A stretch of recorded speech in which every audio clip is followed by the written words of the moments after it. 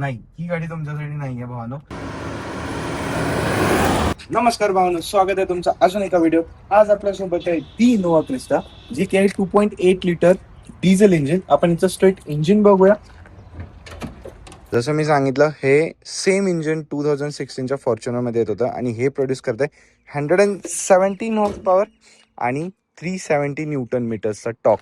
आणि फॉर्च्युनर तुमची प्रोड्यूस करत होती 180 हॉर्स पॉवर आणि त्याचा टॉर्क आहे 450 समथिंग. तर तोच तेवढा डिफरन्स आहे. बाकी तुम्ही इथं बघू शकता, हेडलाईट हा आहे तुमचा प्रोजेक्टरवाला लाईट, हा आहे तुमचा अप्पर बीम, हे आहेत तुमचे पार्किंग लाईट्स. आणि तुम्ही बघू शकताय डिझाईन खूप भारी आहे याच्या हेडलाईटचं. त्याचबरोबर हा आहे तुमचा फॉग लॅम्प, हा आहे तुमचा इंडिकेटर. आणि ग्रिलची डिझाईन बघा, मला ही इनोवा क्रिस्टाची डिझाईन खूप भारी वाटते. म्हणजे best of the Innova all generations आपण हिला नक्कीच म्हणू शकतो. आणि याची लेंथ येते जवळपास 4,000. 730 mm ची आणि अतिशय लॉंग प्रॅक्टिकल MPV व्हेकल आपण हिला म्हणू शकतो. आणि तुम्ही बघू शकताय the best MPV in the segment. तर भावनो, याचा टायर साईज येतोय 215/60 इंचेसचा टायर. आणि त्याचं काम जे आहे 17 इंचेसचं ते परफेक्टली वर्क करतं आपल्या इंडियन रोड्स वरती. दोन्ही साईडला या गाडीला रिक्वेस्ट सेन्सर मिळतात आणि ही सुद्धा एक भारी फिनिशिंग टच आहे. त्याचसोबत ह्याचा आउटसाइड रिअर व्ह्यू मिरर सुद्धा ह्यूज आहे आणि त्याच्यावर सुद्धा इंडिकेटरची प्लेसमेंट दिलेली आहे. हे आहेत आपले सनवायझर्स आणि मागचा विंडो थोडासा छोटा वाटतोय, पण मला ह्याचं डिझाईन खूप भारी वाटतं. बेस्ट इन दी क्लास असं मला हे वाटतं. त्याचबरोबर बघू शकता कनेक्टिंग तुमचे टेल लॅम्प, हा आहे तुमचा रिव्हर्स लाईट, हा आहे तुमचा ऑलवेज ऑन लाईट, हा आहे तुमचा ब्रेक लाईट, हा आहे तुमचा इंडिकेटर. आणि हे सुद्धा डिझाईन मस्त आहे इनोवा क्रिस्टाचं बॅचिंग.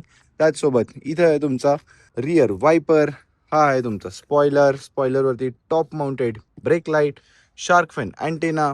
आणि ह्या सगळ्या डिझाईनमुळे रोड प्रेझेन्स तर भारी मिळतोच, प्लस एरोडायनॅमिक सुद्धा डिझाईन तुम्हाला मिळतं.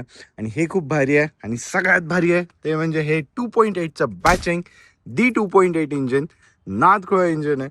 त्याचसोबत बघू शकताय एक्सपोज असा याचा एक्झॉस्ट, हे आहेत तुमचे पार्किंग सेन्सर्स, हा आहे तुमचा स्पेअर व्हील. आणि कॅमेरा कुठे आहे तर रिव्हर्स कॅमेरा आहे इथे. आता आपण याचा बूट स्पेस बघूया. तर ह्याचा बूट स्पेस जवळपास 300 लिटर्सचा येतो. आणि तुम्ही बघू शकताय अशा ह्यूज बॅगा ह्या गाडीत आरामात बसून जातात. आणि अजून एक गोष्ट इथं तुम्हाला दिलेलं आहे लाईट रात्रीचं बूट स्पेस बघत असताना. आणि इकडे तुम्हाला स्टोरेज सुद्धा मिळून जातो. आता आपण बघूया ही जी सीट आहे ही आपण खाली कशी घेऊ शकतो. इकडे एक स्ट्रॅप आहे, स्ट्रॅप खाली प्रेस करायचा आणि हे फक्त वर उचलायचं. ही तुमची सीट तुम्ही रिक्लाइन सुद्धा करू शकताय. आणि रिक्लाइन केल्यानंतर तुम्हाला एवढा असा स्टोरेज मिळून जातो. जवळपास ही बॅग तुमची इथं आरामात बसते. आणि very practical vehicle, very very very practical vehicle. त्याचसोबत बंद करायला एक ग्रॅप हँडल. आणि महत्वाची अजून एक भारी गोष्ट मी तुम्हाला दाखवतो. ह्याला मिळतंय भावना सॉफ्ट टच. तुम्हाला डिक्की जोरात आपटायची गरज नाहीये, जस्ट सोडून द्या, डिक्की तुमची बंद होऊन जाईल. असं सॉफ्ट टच तुम्हाला मिळेल. आता बघूया ह्याचा आपण सेकंड रो. त्यासाठी गाडी करावी लागेल unlock. Here we go. Yes, second row मध्ये जात असताना डोर बऱ्यापैकी वाईड ओपन होतात. त्याचसोबत डोरवरती तुम्ही 3 कलरची ट्रीटमेंट बघताय. सॉफ्ट कुशनिंग, ही आहे वुडन ट्रीटमेंट आणि हे आपलं नॉर्मल हार्ड ब्लॅक. त्याचसोबत सिल्वर ट्रीटमेंट इथं सुद्धा दिलेली आहे. हे आहेत तुमचे पॉवर विंडोचे कंट्रोल्स. आणि डोर पॉकेट्स बघा, आरामात 4 बॉटल बसतील 1-1 लिटरच्या. इतकी मोठी स्टोरेज तुम्हाला मिळते. इकडे आहे तुमची स्पीकरची प्लेसमेंट. आणि हा आहे तुमचा जो सेकंड रो. तर ह्यात सुद्धा खूप भारी मजा आहे. आधी मी तुम्हाला थर्ड रो दाखवतो. त्यासाठी हा नॉब तुम्हाला वर उचलायचा आहे आणि just easy like that one hand operation आहे. आणि आपण इथं बसून बघूया आधी कसं आहे. आणि आज जाणं एक टास्क असणार आहे. तर आज चढणं एवढा पण मोठा टास्क नाहीये, पण मागं तुम्ही बघाल तर लेगरूम आपल्याला इथं चांगला मिळतो. माझी हाईट आहे 6 फूट. अंडर थाय सपोर्ट पुअर आहे. आणि आपण मागून सुद्धा ही सीट आत बंद करू शकतोय. फक्त हे प्रेस करायचं आहे आणि ह्याला वर उचलायचं आहे. आणि ओके, ह्या हँडलनं रिक्लाइन तुम्ही करू शकता. आणि आता बघा लेगरूम आता कमी वाटतोय, पण ही सीट आपण पुढे सुद्धा घेऊ शकतो. इथं आहे तुमचं ग्रॅब हँडल, AC वेंट्स तुम्हाला मिळतात आणि इथं सुद्धा तुम्हाला 1 लिटरची बॉटल बसेल इतकं स्टोरेज मिळतो आणि विंडो इनफ आहे बाहेर बघण्यासाठी. आणि तसं बघायला गेलं तर प्रॅक्टिकल MPV आहे. मी असा पायामध्ये सोडला आणि बसणं तसं आरामदायक वाटतं मला. तर आता आपण सेकंड रो बघूया एकदा बसायला कशी आहे.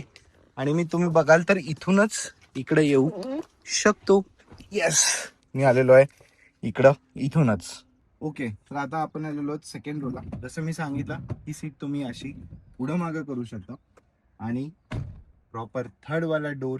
त्याचसोबत तुम्हाला इथं सेपरेट असे हँडरेस्ट मिळतात आणि महत्वाची गोष्ट इथं मिळतं तुम्हाला ट्रे, ज्याच्यात तुम्ही ट्रॅव्हल करत असताना थोडंफार काहीतरी खाऊ शकता. आणि इथं सुद्धा जवळपास तुमची अर्धा लिटर किंवा 1 लिटरची बॉटल आरामात बसेल. आणि हे असं बंद करायचं.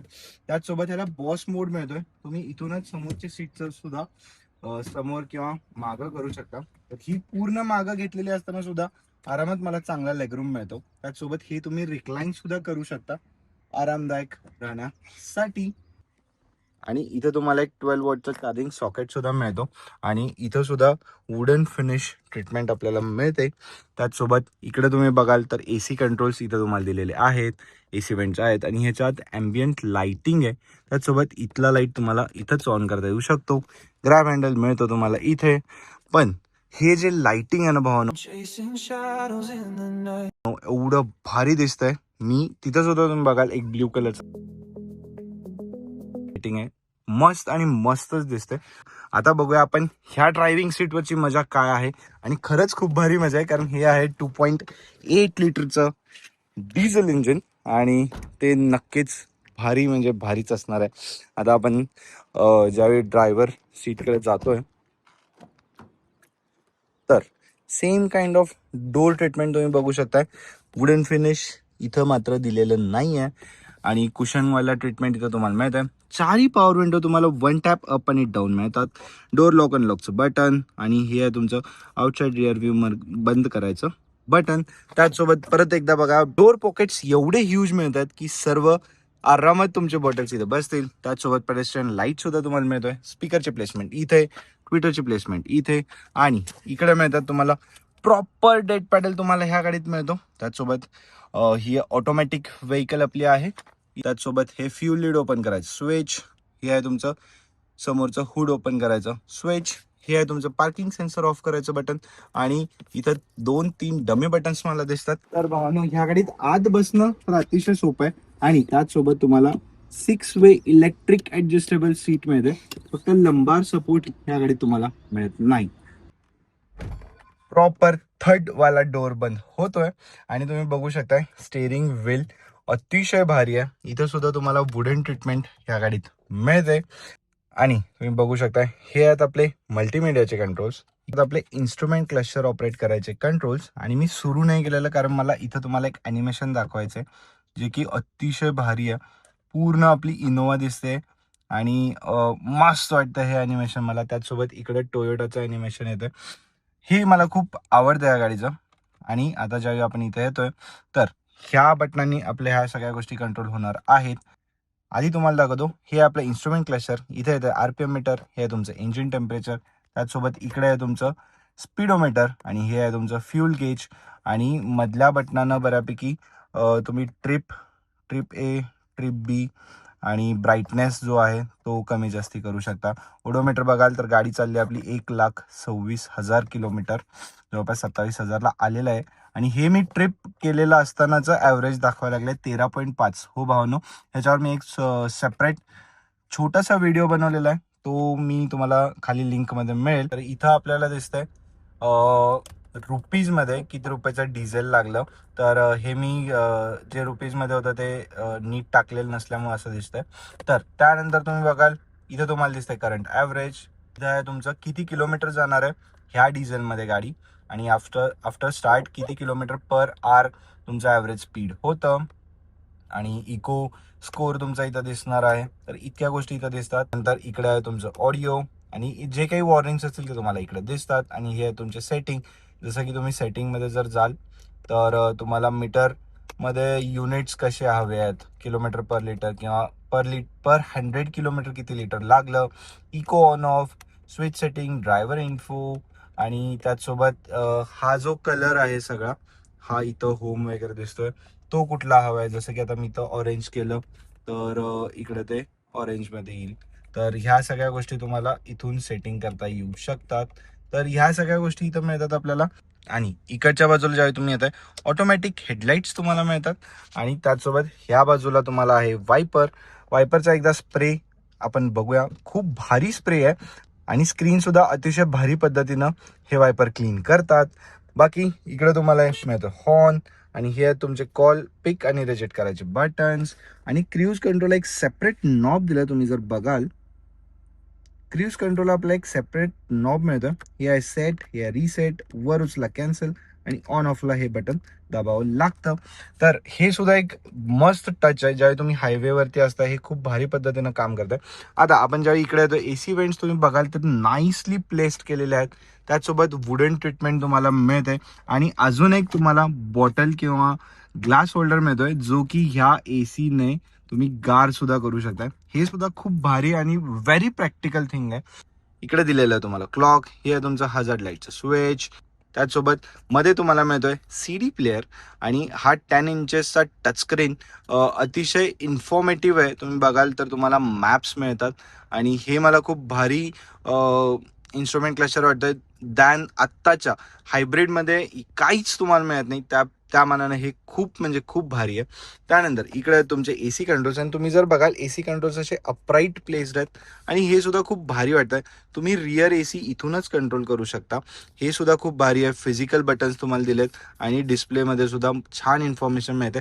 पण इथं कुठल्याही प्रकारचे तुम्हाला फिजिकल कंट्रोल्स नाही आहेत. आवाज वगैरे कमी जास्त करायला फिजिकल बटन्स नाही आहेत. हे एक मला नाही आवडत.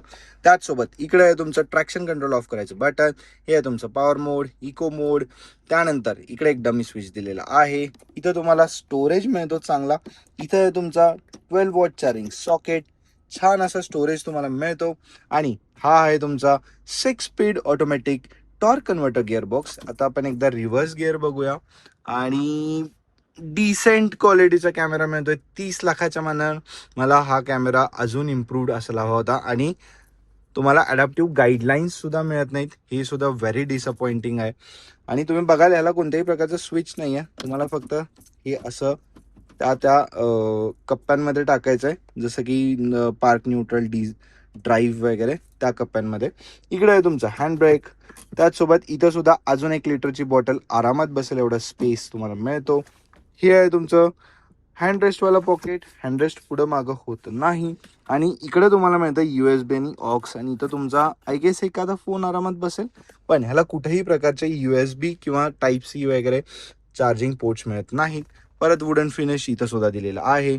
आणि हा आहे तुमचा सॉफ्टली ओपन होणारा एक स्टोरेज स्पेस. आणि इकडं आहे तुमचा ग्लो बॉक्स, जो की कूल याचंच नाही आहे, कारण कूल करायला त्यांनी इकडं त्याचसोबत इकडं सुद्धा बॉटल होल्डर्स किंवा कप होल्डर्स दिलेले आहेत.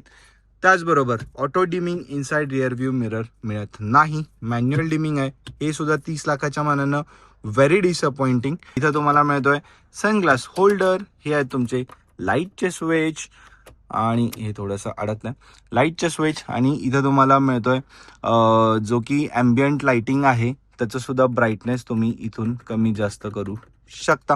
हे सुद्धा भारी फिनिशिंग टच आहे. त्याचसोबत इकडे तुम्हाला विथ लाईट मिरर मिळतो आणि मिरर बंद केला की लाईट सुद्धा बंद होईल.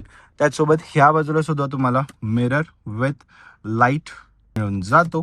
आणि तुम्ही जर बघाल नीट दिसत असेल तर हे अतिशय कुशन एवढं भारी आहे ना याच्यावर. मस्त आणि सॉफ्ट टच दिलेलं आहे. तिथं तिकीट होल्डर सुद्धा दिलेलं आहे. आता आपण ही गाडी चालवून बघूया कशी आहे. चालवण्यातच सगळी मजा आहे. Then let's get going. So there it roars to the life. ह्याचा स्टार्ट व्हायचा जो आवाज आहे ना, तो खूप सॅटिस्फाईंग आहे.